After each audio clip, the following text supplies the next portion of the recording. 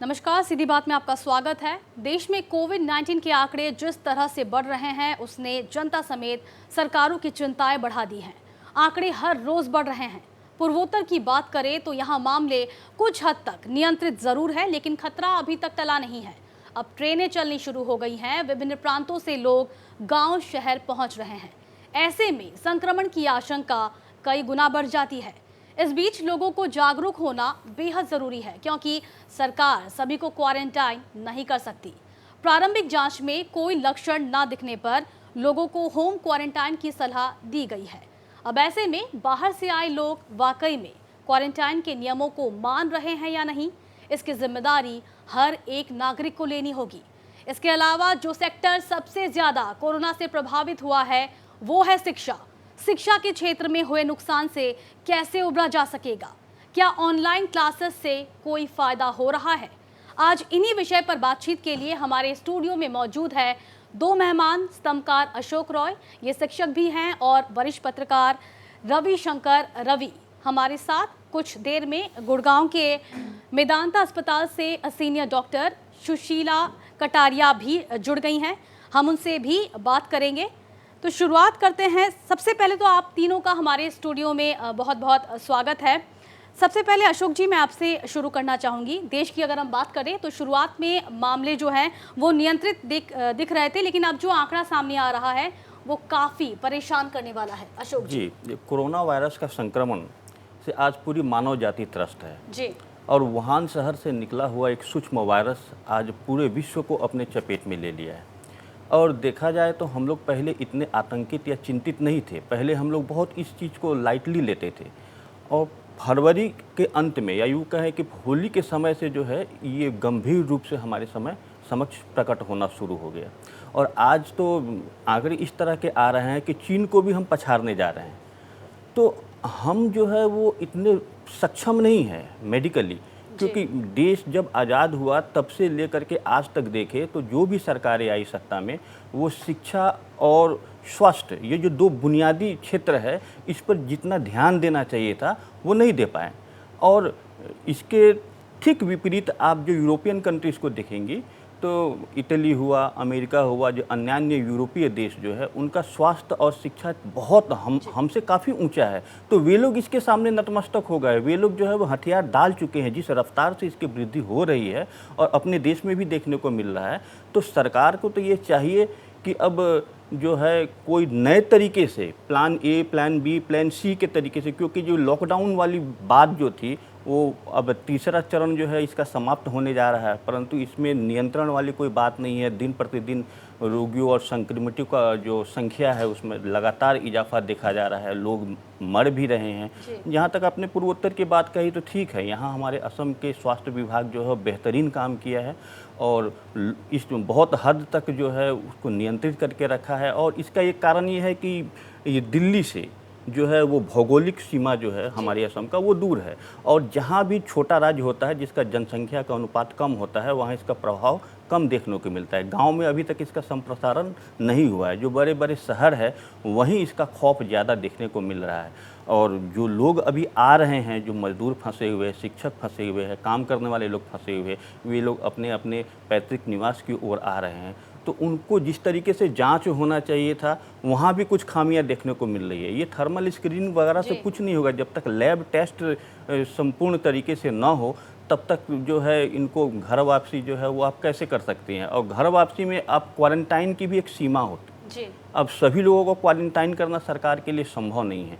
और लोग जब उनको घरों में किया जाता है तो वे जानबूझ करके जो है वो तोड़ते हैं लॉकडाउन का। यही एक बहुत बड़ा सवाल, ये बहुत बड़ा समस्या है जिसका खामियाजा हम लोगों को भुगतना पड़ रहा है। बिल्कुल, बहुत बड़ा सवाल बना हुआ है। रवि जी, जिस तरह के आंकड़े सामने आ रहे हैं, अगर हम देश की बात करें तो क्या हेल्थ सिस्टम इससे चरमरा सकता है? रवि जी, देखिए, निश्चित रूप से एक ऐसी महामारी और जिस ढंग से इसका प्रभाव दिख रहा है, इस तरह के बारे में तो अपने देश का किसी विश्व में किसी भी देश ने सोचा भी नहीं था। तो स्वाभाविक है कि हमारे यहाँ जो हेल्थ का स्ट्रक्चर है उस पर इतना वजन, अगर जिस ढंग से गति बढ़ रही है, लोगों की संख्या बढ़ रही है, तो उसको संभालना मुश्किल हो जाएगा। ऐसे में अब अल्टरनेट अरेंजमेंट की बात हो रही है कि अब सीधा जो व्यवस्थित जो सरकार की तरफ से क्वारंटाइन सेंटर थे उसको अब डिवाइड किया जा रहा। आप देखिए असम में ही पहले सिर्फ गुवाहाटी के सरू सजाई में ये सोचा गया था, बाद में कई जगहों पर किया गया, और अब धुबड़ी में, तेजपुर में, जोरहट में, और अब वहाँ भी डिस्ट्रिक्ट रीजनल लेवल पर भी अलग अलग पंचायत के लेवल पर अब क्वारंटाइन करने की बात इसलिए हो रही है कि अगर उसको स्प्रेड नहीं किया गया, उसकी तैयारी पहले से नहीं की गई, तो लोगों को रखना, और एटलीस्ट जो लोग बाहर से आए हैं उनके सिम्टम की जांच तो जरूरी है, इतना तक तो करना होगा आपको, ताकि उसमें जो गंभीर मामले, अभी अब हमारी प्रायोरिटी क्या है कि जो बीमार दिख रहा है उसको पहले किनारे करो, जो सामान्य दिख रहा है उसको घर में भेजो। तो वृहद स्तर पर टेस्टिंग न कर पाना क्या ये परेशानी का सबब बन रहा है? क्योंकि जितने पैमाने पर, जितनी संख्या पर टेस्टिंग हो रही है, उतनी ही संख्या में मामले भी सामने आ रहे हैं। देखिए, सिर्फ टेस्टिंग करने से क्या होगा? टेस्ट करने के बाद भी अगर आपके पास जगह नहीं है, अगर आप अब ये स्थिति अगर इस ढंग से संख्या बढ़ी, तो अंत में अस्पताल के बरामदे में और बाहर मैदान में मरीजों को रखना होगा, जो स्थिति जिस ढंग से भयावह स्थिति बनती जा रही है इसमें। लेकिन एक अच्छी बात है इस पूरे प्रकरण में, अगर मैं भारत की बात जब देखता हूं पूरे देश में, तो एक अच्छी बात क्या है कि मृत्यु दर बहुत ही कम है जी, रिकवरी रेट जी। जितने लोग आप आंकड़े देख लीजिए कोरोना की वजह से मर रहे हैं, उससे ज्यादा लोग देश में अन्य बीमारियों से मर रहे हैं। तो जब मृत्यु दर कम है तो बहुत ज़्यादा आतंकित होने की ज़रूरत नहीं है। मुझे लगता है कि इसमें जो अब मौजूदा हालात है, अब एक दिन में 24 घंटे के अंदर में हमारे देश का हेल्थ स्ट्रक्चर नहीं बदल जाएगा। ठीक है, इससे एक सोच मिली है, एक सीख मिली है कि पूरे देश का हेल्थ स्ट्रक्चर किस तरह से बनाना है, लेकिन इसमें बेहतर यही है कि अब हमको कोरोना के साथ जीने की आदत डालनी होगी। जैसे हम अन्य बीमारियों से बचने के उपाय अपनाते रहे हैं, उस तरह से कोरोना से हम कैसे खुद को बचा पाएं और अपने आसपास के लोगों को कैसे बचा पाएं, मुझे लगता है कि अब इस पर ज़्यादा ध्यान देने की ज़रूरत है। जी बिल्कुल, इस पर ज़्यादा ध्यान देने की ज़रूरत है, क्योंकि कहा जा रहा है कि लंबा सफ़र है और ये कोरोना जो है ये हमारा साथ, हमारा पीछा अभी नहीं छोड़ने वाला। हमारे साथ गुड़गांव के मेदांता अस्पताल की सीनियर डॉक्टर सुशीला कटारिया भी जुड़ गई हैं, हम उनसे भी जानना चाहेंगे। डॉक्टर सुशीला, आपसे मेरा सवाल है, एम्स के निदेशक रणदीप गुलेरिया ने हाल ही में ये कहा था कि जून जुलाई में भारत में जो है ये कोरोना के केस चरम पर होंगे। ऐसे में दूसरी ओर लॉकडाउन में ढिलाई देने पर भी विचार कर रही है सरकार, तो एक डॉक्टर होने के नाते आप क्या कहेंगी, आपकी क्या राय होगी इस पर? थैंक यू कविता, मुझे यहाँ पे इनवाइट करने के लिए और यहाँ पे मेरी बात कहने का मौका देने के लिए। मैं इस बात से मेरा ये पर्सनल ओपिनियन है कि हमने अभी बीमारी को पीक लेवल पे हम नहीं गए हैं। सो ये जो 2 महीने की हमारी लॉकडाउन की प्रक्रिया रही, सीरियली कभी 3 हफ्ते 2 हफ्ते फिर 2 हफ्ते ऐसे करके, इससे हमने जो केसेस की आने की जो स्पीड थी उसको हमने कम जरूर कर दिया है। लेकिन क्योंकि ये इतनी कंटेजियस बीमारी है कि एक व्यक्ति से दूसरे व्यक्ति में बहुत जल्दी फैलती है, तो मैं ना तो भारत के आंकड़े देख के मैं ये कहूंगी कि मैं अचंभित हूँ और ना ही मैं ये कहूंगी कि डिसअपॉइंटेड हूँ। ये देखो, बीमारी का एक नेचर होता है और वो एक्सपेक्टेड होता है कि वो जाएगा ऐसे, और हम अनिश्चित काल के लिए लॉकडाउन में नहीं रह सकते जी। देश को चलना भी होगा, लोगों को रहना भी होगा, और हम सबको इसको, वो कहते हैं ना कि इसके साथ जीना हमें सीखना होगा। अगर कोई चीज न्यूसेंस है तो उस न्यूसेंस को आप कैसे हटाएं और कैसे बर्दाश्त करें और कैसे उसके साथ रहें, तो ये कोरोना भी एक ऐसी ही चीज है। और क्योंकि हमने लॉकडाउन में अर्ली लॉकडाउन किया, उससे हमें बहुत एडवांटेज मिली दूसरे कंट्रीज के मुकाबले में, पर ये नहीं है कि भाई अब ये जल्दी ही नीचे की तरफ जाना शुरू हो जाएगा। हमने कर्व को फ्लैटन जरूर कर दिया है, लेकिन मैं इस बात से सहमत हूँ डॉक्टर गुलेरिया की कि शायद हम जून जुलाई में जो केसेस देखेंगे वो ज्यादा होंगे, पर फ्लैटनिंग द कर्व के अलावा दूसरी चीज होती है इंक्रीजिंग द बार, कि आप अपनी हेल्थ केयर की जो कैपेसिटी है उसको इंक्रीज करें। ये मेरे को एंकर ने होस्ट ने अभी साथ कहा कि को चेयर ने कि हम एक दिन में स्वास्थ्य प्रणाली को ना बदल सकते हैं ना बना सकते हैं। बिल्कुल सही कहा कि ना बदल सकते हैं ना बना सकते हैं, पर 2 महीने का जो हमें वक्त मिला उससे जितना जो कुछ हमारे पास है उसको हम ऑप्टिमली यूज कर सकें, ये हमने जरूर विचार किया। हमने अपने गाइडलाइंस को बेहतर किया और अब ये भी आ गया है कि भाई 80% लोग जो बहुत ज्यादा बीमार नहीं हैं, अगर वो ध्यान देंगे तो वो घर पे भी ठीक हो जाएंगे, ताकि वो हेल्थ सर्विसेज पे ज्यादा भार ना डालें। अब ये हर एक व्यक्ति पे है कि वो कितना ईमानदार है अपने एफर्ट्स में। ना इसको सरकार कर सकती है, ना इसको डॉक्टर कर सकता है, इसको हम सबको मिलके करना होगा। अगर कोई एसिम्प्टोमेटिक भी है, कोई लेबरर है, बाहर से आ रहा है और ये पंचायत का फैसला है, ये सरकार का फैसला है कि भाई 2 सप्ताह तक आप किसी से नहीं मिलेंगे, आप किसी से हाथ नहीं मिलाएँगे, आप किसी के गले नहीं मिलेंगे और आप सोशल डिस्टेंसिंग का पालन करेंगे, हाथ धोएँगे, साफ-सफाई रखेंगे, तो ये हर व्यक्ति पे है, हम सब पे है कि हम इसका पालन करें, ना कि कोई डंडा लेके खड़ा रहे कि आप यहाँ बैठिए, अब आप यहाँ जाइए, अब आप ये करिए, ये हम सब पे है। जी दिस बिल्कुल, शुड बहुत बिकम अ बड़ी पार्ट ऑफ आवर हाँ, जी दिस बिल्कुल, शुड बहुत बिकम अ बड़ी बात पार्ट ऑफ कही आपने नेचर। डॉक्टर कि ये हर एक नागरिक की जिम्मेदारी है अपनी सुरक्षा, सतर्कता के साथ खुद की सुरक्षा अपने ही हाथों में है। डॉक्टर, इम्यूनिटी का जो इम्यूनिटी है उसे हम कैसे बढ़ा सकते हैं, क्योंकि बार बार कहा जा रहा है HIV से इसकी तुलना की जा रही है। WHO ने अपनी रिपोर्ट में साफ कहा कि ये HIV की तरह हमारे साथ आगे भी रहेगा।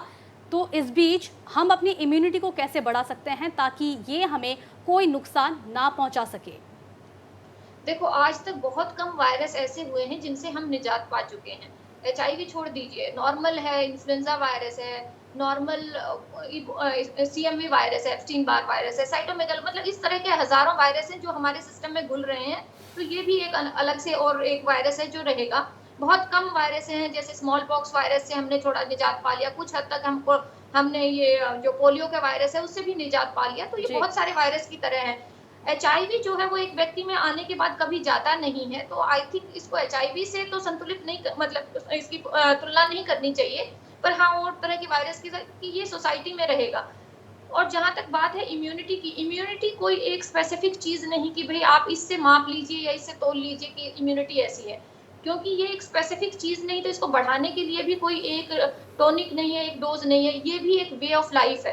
तो इम्यूनिटी के लिए आपको हर चीज़ छोटा-छोटा, मतलब कोई स्पेशल करने की ज़रूरत नहीं, पर you have to do it every day, discipline होना चाहिए। जैसे सही संतुलित खाना, जो आपके इलाके में मिलता है वो खाइए, आपको इम्पोर्टेड महँगा खाना खाने की ज़रूरत नहीं, पर संतुलित खाना खाएँ। आप जब खा रहे हैं, आपकी प्लेट में अगर 5 रंग का खाना है, तो शायद आप संतुलित खाना खा रहे हैं। समय पर खाना खाएँ और दूसरी बात ये है समय पर सोएँ, स्क्रीन टाइम ज़्यादा ना रखें, समय पर उठें, कम से कम 1 घंटे का व्यायाम ज़रूर करें। और जो हमारी भारतीय संस्कृति में है, हम हल्दी का सेवन करते हैं, जी। शहद का करते हैं, तुलसी का करते हैं, गिलोय का करते हैं, गुडुची का करते हैं। तो इस तरह की छोटी-छोटी चीज़ें जो हमारा पार्ट ऑफ इंटीग्रल फूड है, आप उसको जी। दवाई नहीं कहेंगे, that is a part of our food. So हमें वो सब चीज़ों का इस्तेमाल ज़्यादा करना चाहिए और सबसे इम्पोर्टेंट मैं कहूँगी खुश रहना, क्योंकि स्ट्रेस जितना इम्यूनिटी को कम करता है, उससे ज़्यादा कुछ भी नहीं करता। ये जी बात बिल्कुल। सच है कि ये धरती का अंत नहीं है, कोरोना अंत नहीं है। धीरे-धीरे हमारा एंग्ज़ायटी लेवल कम होता जाएगा और हम इसके प्रति ज़्यादा स्वाभाविक होने लगेंगे, हम सरल होने लगेंगे। सो मेरे ख़्याल से सरल रहिए, सहज रहिए, पर थोड़ा सजग रहिए और अपना सेहत का ख़्याल रखिए। जी बिल्कुल, पॉजिटिव रहना और खुश रहना बेहद ज़रूरी है। डॉक्टर, क्या सप्लीमेंट्स, विटामिन सप्लीमेंट्स जो हैं वो काम कर सकते हैं? ये भी बहुत अच्छा सवाल पूछा है कविता जी आपने। देखो, हमारा जो रोज़मर्रा का खाना है वो बहुत सारे विटामिन्स में कम पड़ जाता है। तो जी। इसलिए हमें सप्लीमेंट्स लेने में भी कोई हर्ज नहीं है। विटामिन डी, क्योंकि हालाँकि हमारे देश में बहुत सूरज है, लेकिन फिर भी हम सन में बहुत कम जाते हैं।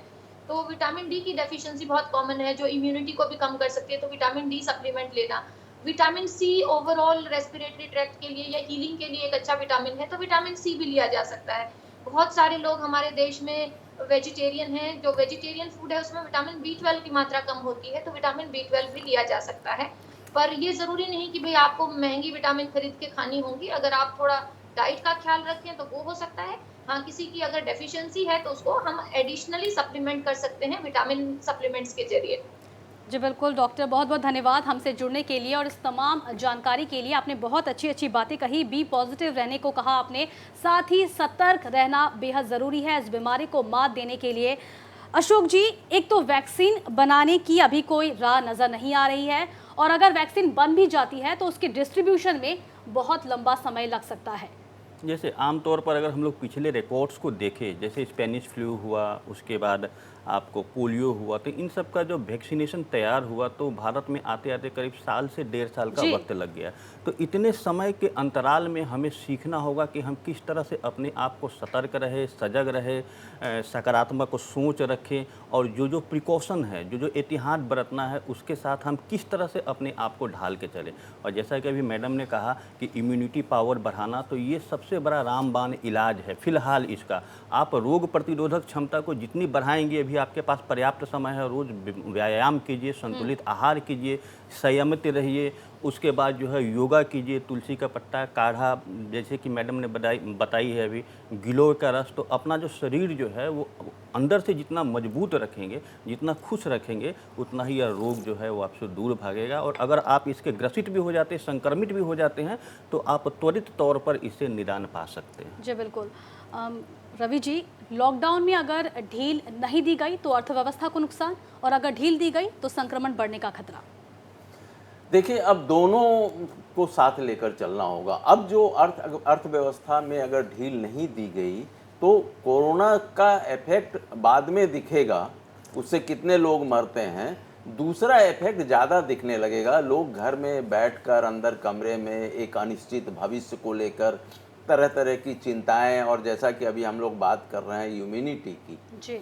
तो वो तनाव में और भी लोग बीमार होते जाएंगे और कई नई तरह की बीमारियों का जन्म होगा। और जिस तरह की रिपोर्ट आ रही है तेजपुर से कि वहाँ पर जो मेंटल हॉस्पिटल है वहाँ पर मरीजों की संख्या बढ़ी है। जी बिल्कुल, डिप्रेशन के मरीज। जी, डिप्रेशन लोगों में बहुत ज़्यादा बढ़ गया है। और दो तरह का डिप्रेशन है, एक तो यह है कि हमारी आजीविका का क्या होगा, हमारी नौकरी का क्या होगा, और एक डिप्रेशन इस बात का है कि क्या हम मर जाएंगे, क्या कोरोना से हमारी मौत हो जाएगी। इस तरह का एक भय। आप 10 लोगों से बात कीजिए, एक आदमी आपको इस तरह से सोचता हुआ नजर आएगा, हताश, निराश। इसलिए आप ठीक, एक अच्छी बात ये हुई कि शुरू में जो लॉकडाउन हुआ पूरी तरह से, उसमें हमको अपने मेडिकल स्ट्रक्चर को, हेल्थ स्ट्रक्चर को कुछ हद तक व्यवस्थित करने का मौका मिला। और अब हम दरवाजे बंद नहीं रख सकते हैं। हमको अब देखिए आज पूरे देश में क्या स्थिति है, किस कदर मजदूरों का पलायन हो रहा।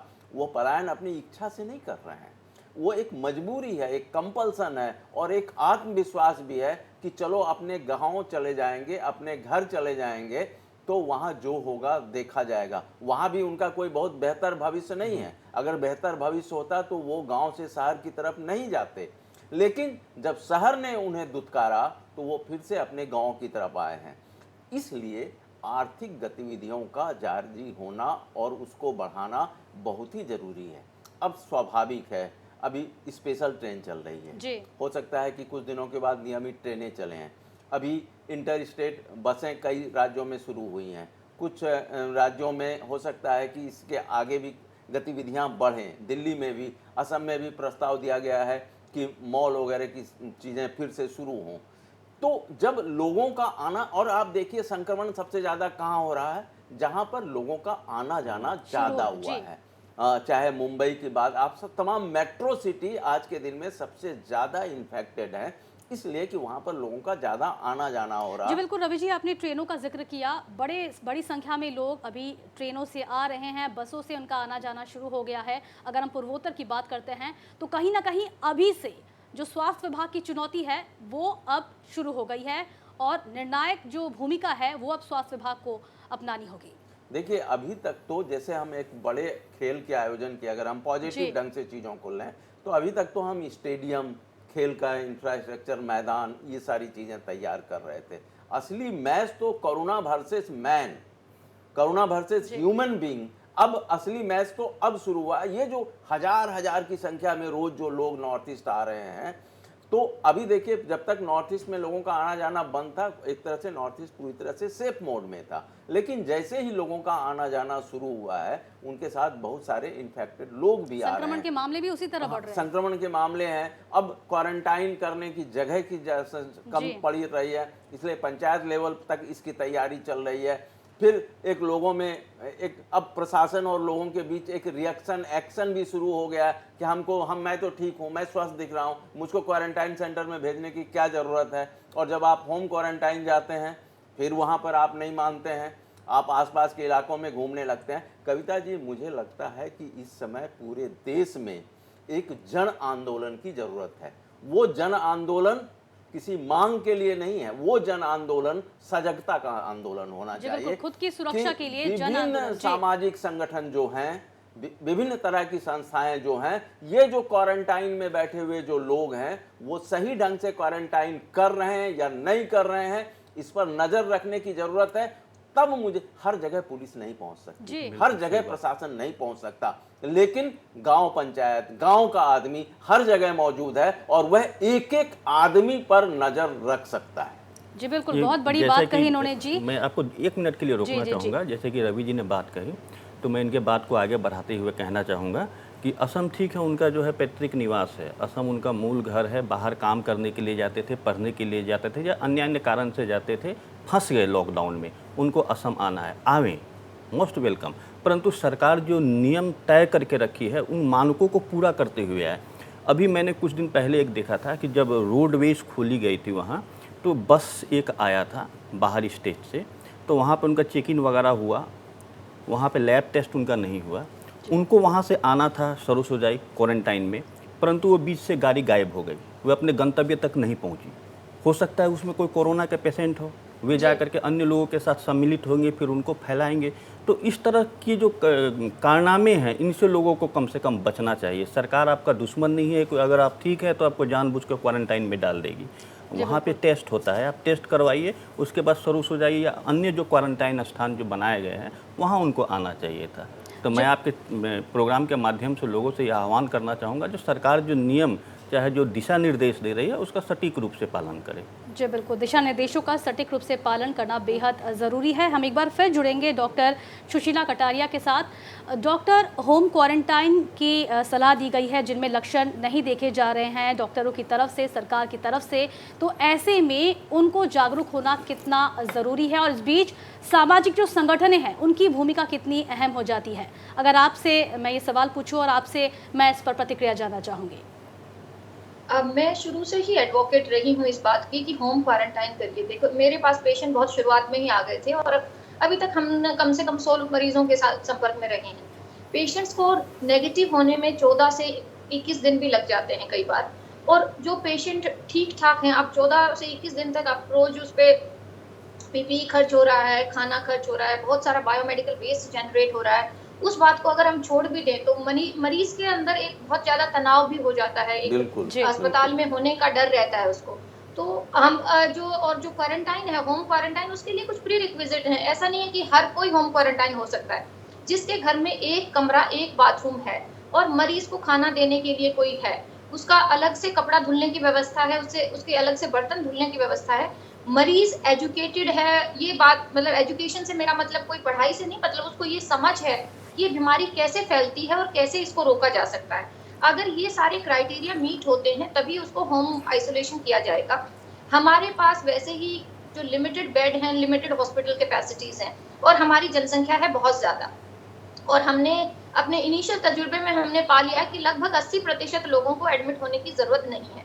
सो होम क्वारंटाइन से पहले पेशेंट को पूरा अच्छे से समझाया जाता है, उसकी फैमिली को समझाया जाता है, उसको मास्क और ग्लव्स वगैरह खरीदने को बोला जाता है या दिया जाता है, उसको ब्लीचिंग पाउडर से कैसे सोडियम हाइपोक्लोराइड बनाया जाए वो दिया जाता है।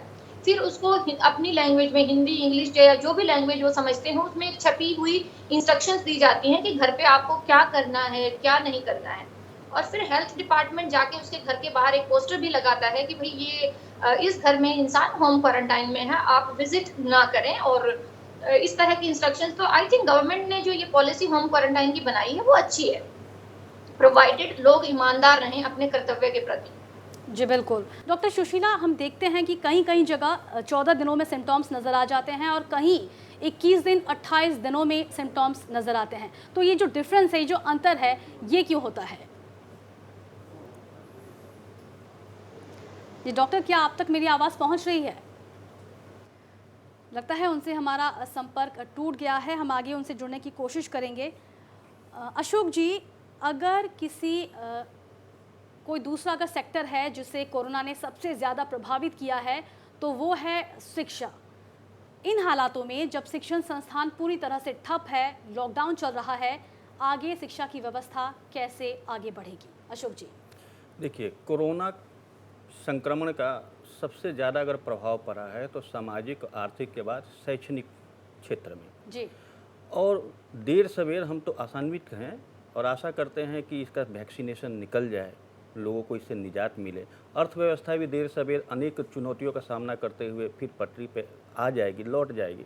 परंतु शिक्षा एक बार जब नुकसान हो गया तो फिर इस पे भरपाई करना जो है बहुत मुश्किल है, बहुत कठिन है। और इसको देखते हुए जो है तमाम सरकारें जो हैं, राज्य सरकारें या केंद्रीय शिक्षा मंत्रालय, वे भी तमाम तरह के जो है प्रिकॉशंस ले रही हैं। जिस तरह अपने असम में ही जो है वो ग्रीष्मकालीन अवकाश को घटा दिया गया है, 30 मई तक कर दिया गया है। सिलेबस को भी संकुचित करने की बात चल रही है। उसके बाद अन्य तरह के जो है वो स्टेप्स लिए जा रहे हैं और अभी तमाम विद्यालय जो है, खासकर निजी विद्यालय, वो ऑनलाइन शिक्षा दे रही है। परंतु इसमें कुछ गार्जियन मुझको ऐसे मिले जो ऑनलाइन शिक्षा को रामबाण समझते हैं, जैसे समस्त शिक्षाओं का समाधान जो है वो ऑनलाइन में ही है। तो ऑनलाइन शिक्षा जो डिजिटल एजुकेशन है, इसके लिए हमारा देश तैयार अभी नहीं था, क्योंकि ये अप्रत्याशित रूप से अचानक ये बीमारी आई, अचानक स्कूलें सब बंद हो गई। जो अभिभावक है वे अपने बच्चों को अभी जो है वो ट्यूशन वगैरह भी नहीं करवा पा रहे हैं, कोचिंग सेंटर भी नहीं भेज रहे हैं। तो डिजिटल एजुकेशन में जो है वो आपको सैद्धांतिक ज्ञान मिलेगा, वैसा आपको जो है वो प्रैक्टिकल व्यवहारिक ज्ञान जो है वो मिलने वाला नहीं है।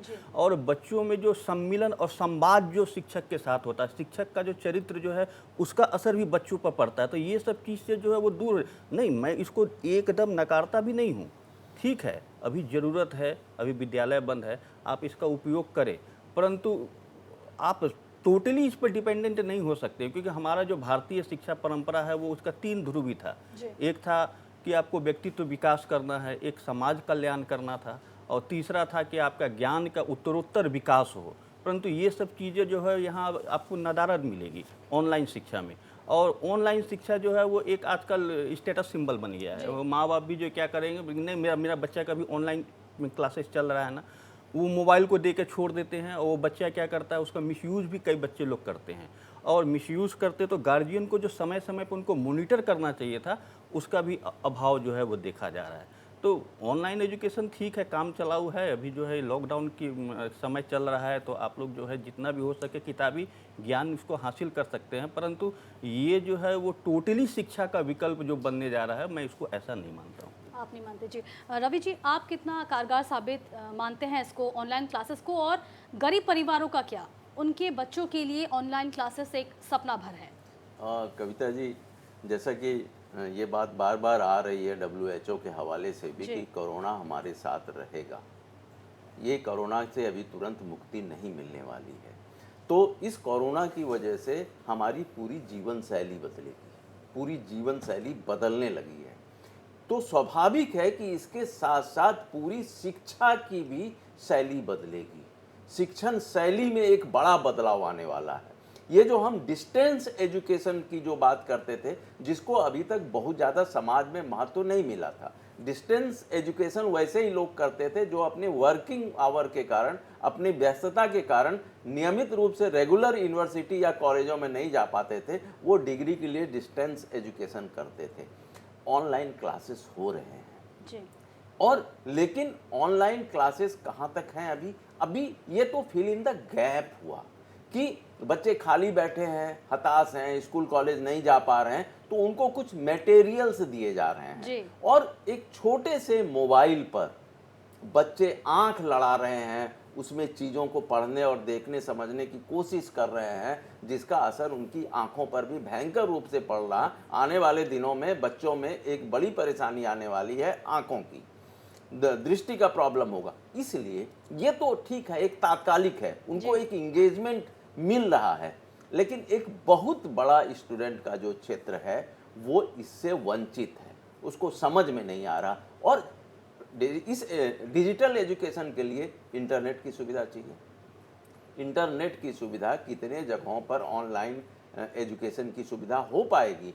आप गुवाहाटी में मान लीजिए आपके पास सारी इंटरनेट की सारी एजेंसी कंपनियां यहाँ पर एक्टिव हैं, लेकिन आप जागी रोड चले जाइए, डीफू चले जाइए, हाफलांग चले जाइए, आपको नेटवर्क के लिए, अपने एटीएम कार्ड के लिए आपको कितना दूर इंतज़ार करना पड़ता है। ठीक है, एलिट क्लास के लिए, जो एक संपन्न क्लास है, उसके लिए, ये उनके बच्चों के लिए इसका फ़ायदा है। लेकिन भारत की कितनी ऐसी आबादी है, कितने ऐसे बच्चे हैं जिन तक इंटरनेट की सुविधा है? स्वाभाविक है, ठीक है, फिल इन द गैप है, टेंशन लेने की ज़रूरत नहीं है, समय अपने साथ विकल्प लेकर आता है।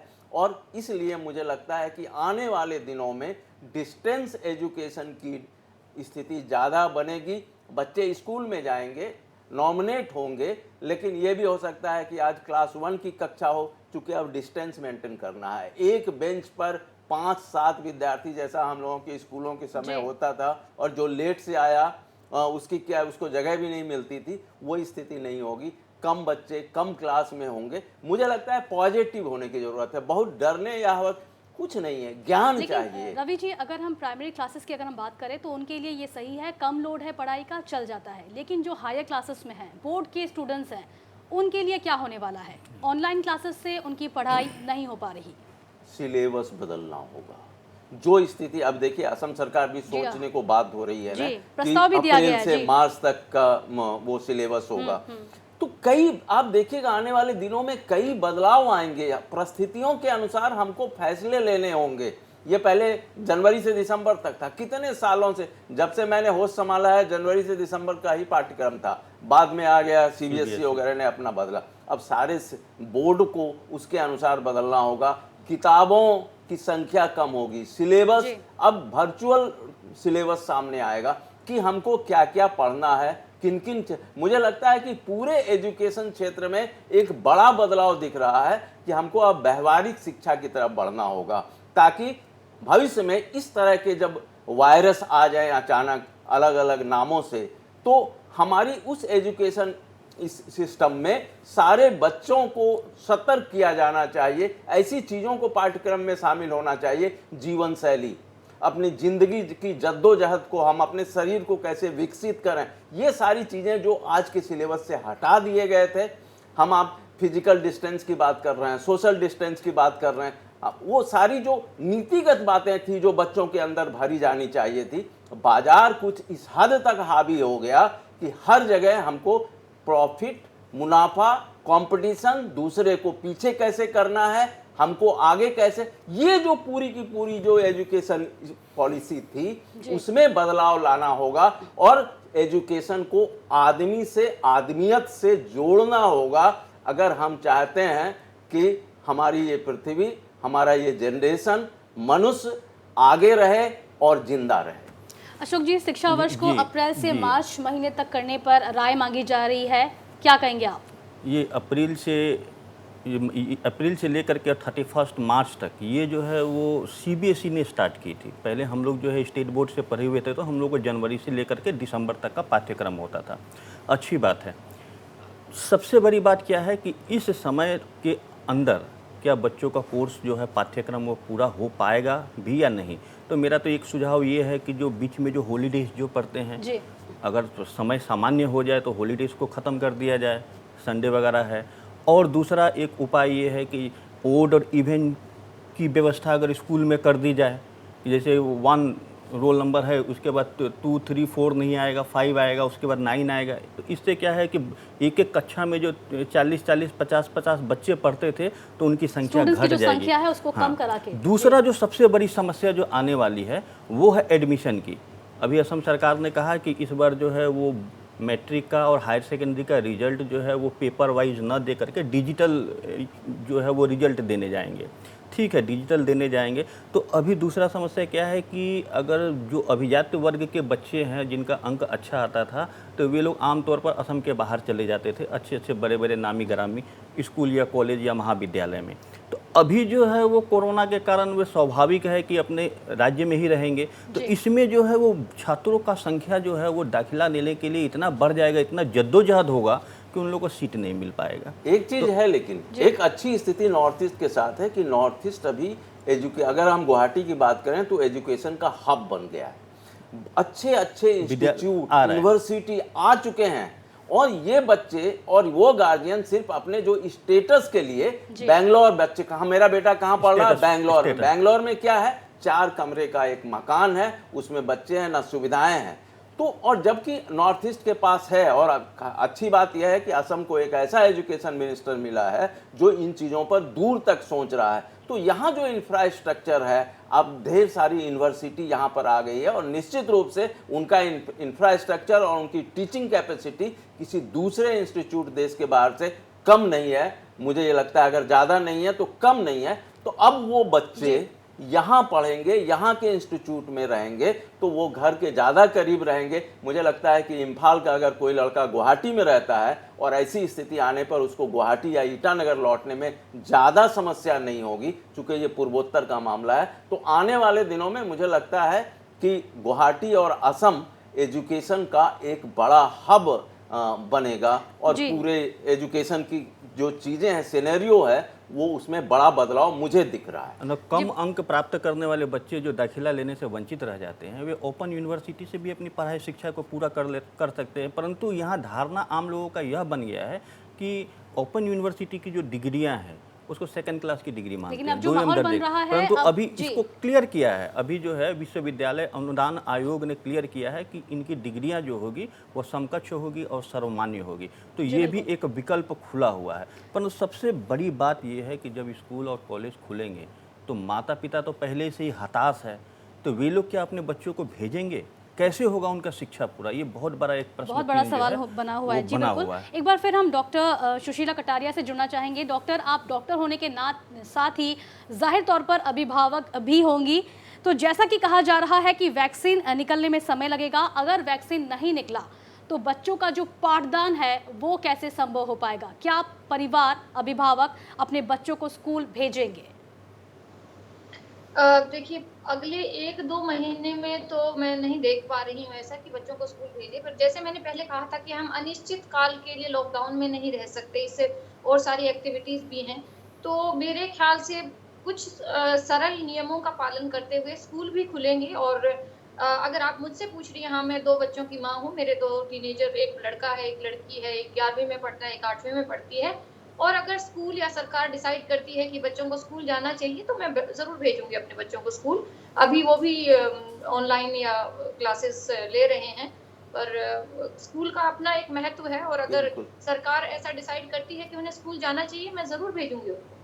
जी बिल्कुल डॉक्टर, एक और सवाल है आपसे मुझे बाहर के लोगों ने बहुत बार पूछा है कि कई जगह सिम्टॉम्स 21 दिनों में दिख जाता है, कहीं 28 दिनों में दिख जाता है कोरोना का सिम्टॉम्स, और कहीं 14 दिनों में दिखता है। तो इसमें अंतर क्यों है और ऐसा क्यों होता है? देखिए, बीमारी का एक इंक्यूबेशन पीरियड होता है कि जैसे आप किसी के वायरस के एक्सपोजर में आज आए हैं तो आपका शरीर वो कब दिखाएगा। वो एक तो इस बात पर डिपेंड करता है कि आपको कितने वायरस का एक्सपोजर हुआ है, दूसरा आपकी खुद की इम्यूनिटी कितनी है। सो मोस्टली जो कोरोना वायरस है उसमें एवरेज इंक्यूबेशन पीरियड 5 दिन का ही है, 5 दिन में दिख जाते हैं और 99% लोगों को विदिन 14 डेज आ जाते हैं। कोई इक्का दुक्का ऐसा केस होता है जिसमें उससे ज्यादा का समय भी हो सकता है, पर कई बार एक्सपोजर का टाइम जो है बहुत क्लियर नहीं पता होता है, इसलिए भी लोगों को कंफ्यूजन हो जाता है कि मुझे 14 दिन में हुआ या 21 दिन में हुआ। हो सकता है वो उस टाइम जो आप एक्सपोजर समझ रहे हैं वो एक्सपोजर नहीं था, एक्सपोजर आपको थोड़ा सा बाद के समय में हुआ है। जी बिल्कुल, बहुत बहुत धन्यवाद आपका डॉक्टर इस तमाम जानकारी के लिए और हमसे जुड़ने के लिए, अपना बेशकीमती समय हमें देने के लिए। रवि जी, जितनी सावधानी बरतनी चाहिए, जैसा कि हम शिक्षा के बारे में बात कर रहे हैं, कह रहे हैं कि स्कूल में जाते वक्त इतने हमें जो नियम है, दिशा निर्देश, MHA के गाइडलाइंस वो मानने होंगे, लेकिन क्या बच्चे इन दिशा निर्देशों को मानेंगे? तो ऐसे में पाठदान कैसे संभव हो पाएगा? देखिए, कुछ तो सावधानी बरतनी ये होगी कि स्कूल को भी अपने तरफ से तैयारी करनी होगी। जैसे एक मैं वो चीनी वायरल एक वीडियो देख रहा था कि बच्चा जैसे स्कूल पहुंचता है उसके जूते पर एक स्टाफ स्प्रे करता है, फिर दूसरा उसके बैग पर करता है, फिर तीसरा उसके हाथ पर ये लगाता है, उसके बाद वो बच्चा जाता है क्लास में। लेकिन हमारा देश, चलिए एक कुछ जो एलिट क्लास के स्कूल हैं उन पर ये व्यवस्था लागू हो जाएगी, लेकिन हमारे वो गांव के स्कूल, वो जहाँ पर पर्याप्त बेंच भी नहीं है, पर्याप्त उनके पास स्कूल बिल्डिंग में इंफ्रास्ट्रक्चर नहीं है, वो कैसे इसका हल ढूंढेंगे? तो मुझे लगता है कि एक इसका भी हल है। मुझे लगता है उसमें बहुत खर्च की ज़रूरत नहीं है। अगर आप इन दिनों तो पुराने सीरियलों की बाढ़ आ गई है और हमने सिख मंदिरों में देखा है, गुरुद्वारे के बाहर देखा है, लोग एक थोड़ा सा गड्ढा करके उसमें पानी रख देते हैं और कोई भी श्रद्धालु जब अंदर जाता है गुरुद्वारा के तो उसमें पैर डालकर जाता है, एक तरह से पैर का। तो मुझे लगता है कि वैसे स्कूल जिनके पास इंफ्रास्ट्रक्चर नहीं है, वो बच्चों के प्रवेश करने के रास्ते पर अगर इस तरह से उसमें कुछ डिटर्जेंट, कुछ दवा वगैरह डालकर, ताकि वो अंदर जा सकें और वहाँ पर हाथ उथ धोने की व्यवस्था हो पानी की। तो कुछ देखिए, मैं तो हमेशा चीज़ों को बहुत, मुझे चीज़ें पॉजिटिव कि हर स्थिति में समस्या जब आती है तो समाधान उसके बीच से निकलता है। तो चाहे वो गांव के स्कूल हों या शहरी स्कूल हों, यहाँ पर शहरी स्कूलों में आपको बाजार में बिकने वाले सैनिटाइजर मिल जाएंगे क्योंकि वो उसको मेंटेन करते हैं, लेकिन ग्रामीण इलाकों में वो इस तरह की पैर धोने की व्यवस्था और बाद बीच बीच में उस पानी को साफ करना, इस तरह की व्यवस्था, और मुझे लगता है कि इस व्यवस्था में कोई खर्चा नहीं है, बस एक इनिशिएटिव की ज़रूरत है। और जिस गांव के बच्चे उस स्कूल में जाएंगे, मुझे लगता है उन गांव वालों को, पेरेंट्स को भी अपने बच्चों की चिंता होगी।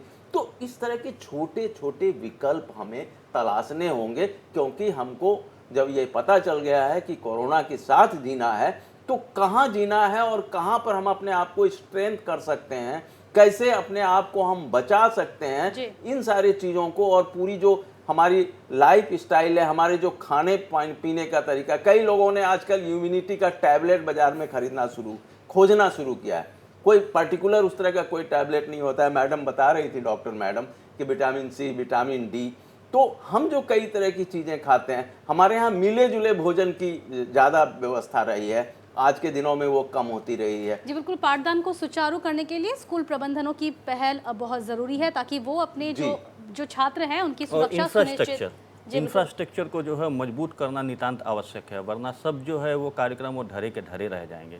और जहाँ तक कि आपने बात की ऑनलाइन एजुकेशन की, तो जो विज्ञान और तकनीकी के छात्र हैं, जो मेडिकल लाइन के छात्र हैं, वहाँ तो यह बिल्कुल, वहाँ को कुछ ज़्यादातर पढ़ाई वहाँ प्रैक्टिकल होता है, वहाँ पे ऑनलाइन या डिस्टेंट एजुकेशन आपकी काम नहीं आएंगी। तो इन सब चीज़ों को सोचते हुए, जैसा कि रवि जी ने बताया कि ये फिल इन द गैप्स है, ये रिक्त स्थानों की पूर्ति करिए, जो गैप जो आया है उसको भरने के लिए ठीक है, परंतु आप टोटली डिपेंडेंट नहीं हो सकते हैं। इसके लिए आपको इंफ्रास्ट्रक्चर चाहिए। यहाँ तक कि जो 10 साल से यूरोपियन कंट्रीज़ में जो डिजिटल एजुकेशन वाले, वहाँ के बच्चे भी वो क्लास एजुकेशन के लिए लालायित रहते हैं। तो हमें इस पूरे ढांचागत विकास को जो है वो नए सिरे से, फिर ठीक है टेक्नोलॉजी के साथ हमें ढालना पड़ेगा, परंतु इसके लिए हमें मानसिक रूप से तैयार होना होगा। इसके लिए हमें इंफ्रास्ट्रक्चर जो है वो मजबूत करना होगा। और इसमें जो खामियां हैं, जैसे कि जो रवि जी ने बताया, बिजली की समस्या है, यहाँ इंटरनेट की जो है उसकी समस्या है, तो इन सब चीज़ों को हमें दुरुस्त करना होगा। जहाँ समस्या है वहाँ समाधान है, समाधान हम लोग बिल्कुल निकालेंगे। और बल्कि आप अगर छोटे बच्चे नहीं, अपर क्लास के लिए भी ऑनलाइन एजुकेशन एक अच्छा विकल्प भी है, अगर आपके पास वो सुविधा है। यहाँ आपके पसंद का जो टीचर है आपके स्कूल में, बस वही टीचर है, आपको गणित का कोई, मैथ का कोई हल नहीं मिल रहा है, तो आप उसको सीधा ऑनलाइन पर जाकर दे सकते हैं, और आपको वही बात समझाने के लिए कई प्रोफेसर ऑनलाइन मिल जाएंगे, उनके वीडियोज़ हैं, ऑडियो हैं, जिससे समझ में आ जाएगी। ये अब धीरे धीरे हमको ऑनलाइन एजुकेशन की तरफ बढ़ना होगा, लेकिन हम चूंकि अचानक ये सारी चीजें हो गई तो हम एक तरह से हड़बड़ा गए हैं और एक्सेप्ट नहीं कर पा रहे हैं। बच्चे भी हड़बड़ा गए हैं, पेरेंट्स भी हड़बड़ा गए हैं। इसमें चरित्र निर्माण आपका मिस हो जाएगा। उसके बाद जो सहभागिता, सामंजस्य, उसके बाद लोगों को किस तरह से मदद करना है, सामूहिक जो मेल मिलाप जो होता है, वो सब चीज़ें जो ऑनलाइन एजुकेशन में मिस हो जाएगी। और एक टीचर और स्टूडेंट्स के बीच जो रिलेशन होता है वो भी आपको मिस हो जाएगी। खामियां हैं, वो बच्चे जो है जो एक सीमित दायरे तक ही ज्ञान को हासिल कर सकते हैं, और वो एक तरीके से मशीन बन जाएगी, वो रोबोटिक मशीन जो जिस तरह से होता है वो इस तरह से जो ऑनलाइन एजुकेशन में हो जाएगी। इसमें भी बहुत चीज़ें हमें करना है। पेरेंट्स की जिम्मेदारी बढ़ेगी ऑनलाइन एजुकेशन। ये है students to study, guardians to guide and teachers to teach. ये तीन जो है ट्राइंगल, इस पर जो है शिक्षा व्यवस्था को डालना होगा। जी बिल्कुल, शिक्षा का क्षेत्र प्रभावित जरूर हुआ है, लेकिन भरपाई करने के लिए सरकार की तरफ से तमाम जो एहतियाती कदम है वो उठाए जा रहे हैं। सरकार इसका भी पूरा ख्याल रख रही है। अगर शिक्षा से हम बाहर निकलते हैं, रवि जी, सिक्किम को आप देख लीजिए, पूरे देश में एक ऐसा राज्य जो अभी तक कोरोना से अछूता है। क्या सीख लेनी चाहिए हमें सिक्किम से? देखिए, एक तो ये है कि सिक्किम के लोग प्रकृति के साथ बहुत हद तक जुड़े हुए हैं। उनकी जो लाइफ स्टाइल है या जो उनके खाने पीने का जो सलीका है, जो चीज़ें वो खाते हैं, ज़्यादातर वहाँ की जो स्थानीय वनस्पतियाँ हैं, स्थानीय हर्ब्स हैं, वो चटनी, हम लोग आजकल वो टमाटो, केचप और इसकी तरफ भागते हैं, लेकिन वो लोग ऐसी ऐसी चटनी, हर्ब्स की चटनी वगैरह बनाते हैं जिससे निश्चित रूप से उनका इम्यून सिस्टम। दूसरा ये है कि वहाँ पर देखिए, वहाँ पर पर्यटक बहुत सारे आते हैं, बाहरी राज्यों से भी आते हैं। इसके बावजूद अभी तक जी, इसलिए कि सिक्किम में बहुत सारे लोग जो बाहर से लोग नहीं आए हैं सिक्किम में, अगर जिस तरह से अभी मणिपुर में लोग आ रहे हैं, असम में आ रहे हैं, अगर बहुत ज़्यादा संख्या में लोगों का आना सिक्किम में वापस हो जाए, लोग आने लगे, तो निश्चित रूप से समस्या होगी। और सिक्किम ने हमेशा शुरू से ही जोर दिया है और कैसे वहाँ पर उसका आप देखिए, एक टूरिज्म, आप जरा सा घूमने ही जाइए सिक्किम में तो वहाँ की व्यवस्था देख लीजिए कि किस तरह से वहाँ पर हर जगह पर लोग अपने ढंग से जीते हैं, अपने उत्पादों पर वो आत्मनिर्भर हैं। वो छोटा सा पहाड़ी राज्य है, बहुत कष्ट है चीज़ों को, और उनके लिए अपने संसाधनों पर जीना उनके लिए ज़्यादा सरल है, बल्कि जो शहरी या फैक्ट्री के उत्पादों के साथ। अब एक गैस का सिलेंडर अगर वहाँ तक पहुँचना है तो आप बताइए, उसके लिए एक अलग तरह का मजदूर होता है जो उस तरह के सिलेंडर वहाँ, तो उससे ज़्यादा बेहतर वो लोग करते हैं। अब हर चीज़ अगर वो नीचे से बाज़ार से, उसको वो लोग नीचे से, कहाँ से आया है तो नीचे से आया है, तो मैदान से आया है, तो मैदान से हर चीज़ वहाँ ऊपर तक पहुँच नहीं पाती है। इसीलिए लोग अपने संसाधन के बल पर जीते हैं, अपने उत्पादों के बल पर जीते हैं। और मुझे लगता है असम में भी देखिए, यहाँ पर कई तरह की जो खान पान है, आज भी ग्रामीण इलाकों में, मैं शहरी इलाकों की बात नहीं कर रहा हूँ, तो वहाँ पर लोग कितने तरह के साग खाते हैं, चूँकि यहाँ के पानी में आयरन की मात्रा ज़्यादा है, प्रकृति से जुड़े हुए, प्रकृति से जुड़े हैं, और उनका खान पान स्थानीय स्थितियों पर निर्भर करता है। जी बिल्कुल। सिर्फ सिक्किम ही नहीं, मिजोरम भी एक ऐसा राज्य है जो अब कोरोना मुक्त हो चुका है, मामले नहीं हैं सक्रिय मिजोरम में। मिजोरम के मुख्यमंत्री ने हाल ही में कहा था कि हम ऐसा करने में संभव इसीलिए हो पाए क्योंकि हमारे जो लोग हैं, हमारी जो जनता है, उसने अनुशासन का पालन किया, लॉकडाउन का पालन किया। तो कितना लोगों का जागरूक होना कितना ज़रूरी है? देखिए, लोगों का जागरूक होना बहुत ज़रूरी है। जहाँ जिस राज्य के लोग जो है संयमित रूप से ये लॉकडाउन का पालन किए हैं, वहाँ इसका असर कम हुआ है। दूसरा पहलू ये है कि जनसंख्या का घनत्व, जहाँ जो है वो प्रति वर्ग किलोमीटर जनसंख्या का घनत्व जिस राज्य में कम है, सबसे पहला जो है वो कोरोना मुक्त होने वाला स्टेट जो है वो गोवा था, क्योंकि वहाँ पॉपुलेशन पैटर्न बहुत कम था। गोवा में अभी फिर से जो है वो आ गए। जहाँ तक सिक्किम की बात चल रही थी, तो अपने देश में लॉकडाउन स्टार्ट होने से पहले ही वहाँ लॉकडाउन शुरू हो चुका था, यह भी एक बहुत बड़ा फैक्टर है।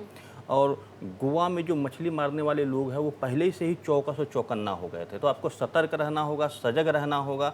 और जैसा कि आपने बताया, जितना भी एहतियात के पास समय समय पे हाथ धोना, लोगों से दूरी बना करके रखना, मास्क का प्रयोग करना, तो ये सब गोवा में बहुत पहले शुरुआत हो चुका था। तो ये असर है, ये सब जो है फैक्टर बहुत बड़ा काम करता है। और एक चीज़ जो सीख मुझे लेनी चाहिए वो ये कि मैं देखता हूँ असम और दूसरी तरफ केरला, इन लोगों ने आज से नहीं, काफ़ी पहले से हेल्थ का इंफ्रास्ट्रक्चर मजबूत करना शुरू किया। आप असम के गांव-गांव में देखिए, आशा कर्मी वहाँ पर हैं, आंगनबाड़ी कार्यकर्ता वहाँ पर मौजूद हैं, प्राइमरी जो हेल्थ सेंटर है वहाँ भी सरकारी दवाएं उपलब्ध हैं। इसी तरह से केरला में जो देखा, इसीलिए अगर आप देखिए तो असम और केरला आज इस युद्ध को लड़ने में ज़्यादा आगे और ज़्यादा सफल भूमिका निभा रहा है। तो मुझे लगता है कि आने वाले दिनों में अब हम लोगों को, केंद्र सरकार को, राज्य सरकारों को गांवों तक, सिर्फ कोरोना है इसलिए नहीं, एक नियमित जो हेल्थ स्ट्रक्चर है, हेल्थ का इंफ्रास्ट्रक्चर है, वो गांवों तक मजबूत करना होगा। और ये जो आशा कर्मी हैं, ये हमारे हेल्थ की सबसे मजबूत आधार हैं, क्योंकि ये वहाँ से सिम्टम देखकर बड़े डॉक्टरों को और बड़े केंद्रों तक सूचना पहुंचाएंगे कि महिलाएं कुपोषण से मर रही हैं, बच्चे की मौत हो रही है, तो उसकी क्या वजह हो सकती है, और उसके आधार पर स्वास्थ्य मंत्री, राज्य सरकार नीति तय कर सकती है। इसीलिए मुझे लगता है कि हेल्थ के इंफ्रास्ट्रक्चर पर अब समय देने का वक्त आ गया है। प्रधानमंत्री नरेंद्र मोदी भी कह चुके हैं कि हमें अपने गाँव को बचाना है, क्योंकि गाँव का जो रहन सहन है वो एक दूसरे के घर जाना, एक दूसरे में मतलब सोशल डिस्टेंसिंग का इतना पालन नहीं होता है, जिसकी वजह से प्रधानमंत्री नरेंद्र मोदी को कहना पड़ा कि हमें अपने गांव को बचाने के लिए कुछ नीति निर्देशों का जो पालन है वो ज़रूर करना चाहिए। रवि जी। नहीं, बिल्कुल। अब देखिए, एक चीज़ है, गांव वाले इस बात को मान भी रहे हैं। मुझे अभी भी शहर से ज़्यादा उम्मीद गाँव में दिख रही है। गाँव वालों को अगर कुछ चीज़ें समझाइए तो वो समझते हैं, लेकिन शहर के लोग खुद को ज्ञानी मानते हैं, इसीलिए उनको समझाना बहुत मुश्किल होता है। गांव में एक बार गांव का कोई बुजुर्ग व्यक्ति कोई बात कह देता है तो ज़्यादातर लोग उसको, एक दो आदमी नहीं करते होंगे लेकिन ज़्यादातर लोग फॉलो करते हैं। तो मुझे लगता है कि ये जो संदेश और ये जो चिंता गई है, आप अभी गाँव में जाइए, लोग फॉलो कर रहे हैं। खास करके जो स्थानीय समुदायों के गांव हैं उसमें आप जाकर देखिए कि किस तरह से लोग 2 गज की दूरी नाप कर तो नहीं करते हैं, लेकिन 2-4 कदम की दूरी उनको आपस में, खेतों में वैसे भी भीड़ नहीं होती है। मजदूर लोग एक दूसरे से थोड़ा सा आप सतर्क हो गए हैं, तो पहले 1 मीटर का फासला, 1 हाथ का फासला था, अब 2 हाथ का फासला है, वो जो धान वगैरह की रुपाई करते हैं इस तरह, तो वहाँ पर वैसे भी भीड़ नहीं होती है। और गांव वालों को निश्चित रूप से, खास करके जब जमघट या धार्मिक आयोजन होते हैं, सामाजिक आयोजन होते हैं, तो निश्चित रूप से वो लोग इसका पालन करेंगे। और मुझे लगता है कि अब ज़्यादा, मैं इसीलिए आपके कार्यक्रम के शुरू में भी मैंने कहा था, अब जन आंदोलन की ज़रूरत है, लोगों को समझाने की, बताने की कि कोरोना के साथ चलते हुए हम कैसे अपने आप को जिंदा और सुरक्षित रख सकते हैं। जी बिल्कुल, जन आंदोलन की ज़रूरत है। कैसे हम इस कोरोना वायरस के साथ ही आगे बढ़े और खुद को सुरक्षित रखें। बहुत बहुत धन्यवाद आप दोनों का हमें अपना बेशकीमती समय देने के लिए। तो कोरोना वायरस से कोई भी ऐसा क्षेत्र नहीं है जो अछूता रहा हो। ये वो संकट काल है जब लोगों पर तमाम तरह की मुश्किलें आ पड़ी है, लेकिन इस मुश्किल की घड़ी में हमें डटकर इसका सामना करना होगा। सरकारें भी अपनी तरफ से पूरी कोशिशें कर रही है। कोरोना वायरस से बचाव के लिए जब तक कोई दवा ना आ जाए तब तक कुछ बातें ध्यान में रखकर इससे अपना बचाव किया जा सकता है। हाथ बार बार धोना, मास्क लगाकर ही बाहर निकलना, सोशल डिस्टेंसिंग का ख्याल रखना और सबसे ज़रूरी बात, अपनी इम्यूनिटी स्ट्रॉन्ग करना। याद रखें, हमें आतंकित नहीं बल्कि सतर्क रहने की ज़रूरत है। और इसी के साथ आज की सीधी बात में इतना ही। देखते रहिए नॉर्थ ईस्ट लाइव। धन्यवाद।